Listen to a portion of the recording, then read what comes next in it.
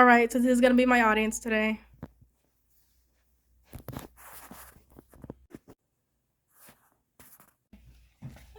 These are my cards for today. There's two of them, and I'm doing a presentation on the Bajau sea nomads. Could you ever imagine a life where you have no fixed home, where you're constantly moving around and belong neither here nor there? Well, we have all heard about nomads at one point in our lives. Most likely in school, a person who has no permanent residence and is often moving from place to place, often following their source of livelihood. There are many types of nomads out there, from nomadic hunters and gatherers to digital nomads. But have you ever heard of sea nomads? Well, even though I have never met a sea nomad myself, I do know that they exist along the Southeast Asian coastlines. They are the Bajau people, and they spend most of their lives on boats and flotillas that together sail through the waters of the Philippines, Malaysia, and Indonesia. To better understand the Bajau people, we must understand their way of life. What makes them so unique, and why? Let's start by understanding where and how the Bajau people live. The Bajau people are often referred to as sea nomads, for they have lived for several generations in the open sea. They travel the waters of Southeast Asia on houseboats and have been doing it for over 1,000 years now, only ever coming to the shore when it's actually necessary for them. They have little to no connection with the land, and they make a living from fishing. Therefore, they have lived in isolation from the rest of the world, except for those times when they do come to the shore to either trade, to refuel their boats, or to take shelter from storms. They are capable of using their unique abilities to dive for really long periods of time for fish and delicacies that can be difficult for the average fisherman to find. These unique abilities are actually both adaptations that the Bajau people developed during their lifespans, as well as gene adaptations that have been observed in their specific population. To deal with the pressure of deep diving, many Bajau people will actually intentionally puncture the eardrums.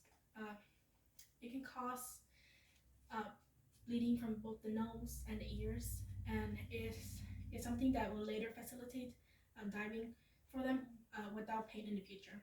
However, fortunately, this can cause the divers to actually be of bad hearing when they get to old age.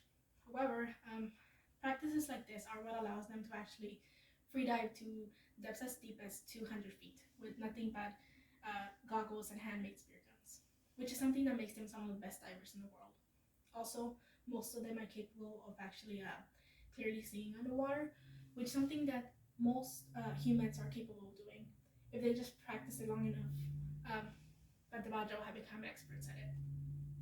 In addition to this, the Bajau people have spent about 60% of their day underwater, which makes them incredible swimmers.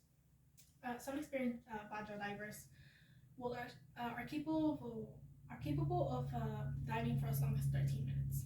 The average Bajau can hold their breath for about 4 to 5 minutes, whereas your average human can only hold their breath for about a minute or so. Um, it's been observed that sea nomads can drop their heart rate to as low as 30 beats per minute, whereas your average human can only drop their heart rate to as low as 50 beats per minute. There's also another large reason why they are naturally great divers, and the key to that is in their genetics.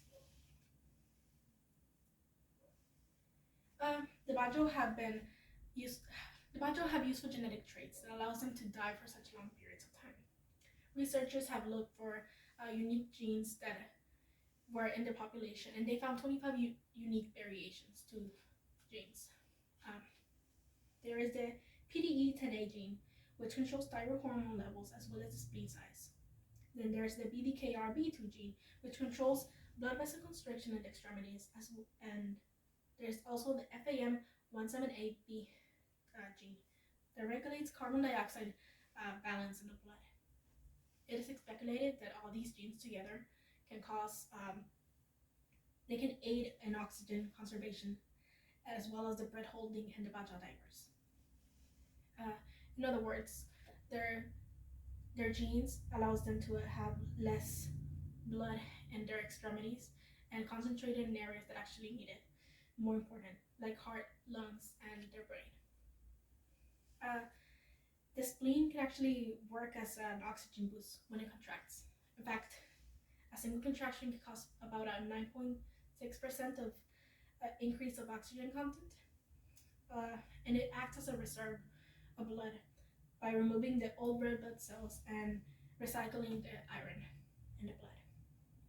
with a spleen about 10% larger than the average human. The Bajau divers have a considerable advantage when diving. Today we have delved into the lives of these unique sea nomads. We have learned about the lifestyle, lifespan adaptations, as well as the advantages that they have when diving. I would like to end with this quote by Teluk Panjang, one of the sea nomads himself. And it says, "In the end, where does one come from? The Bajau here is actually a hodgepodge. They're from different places, but they all came here by boat."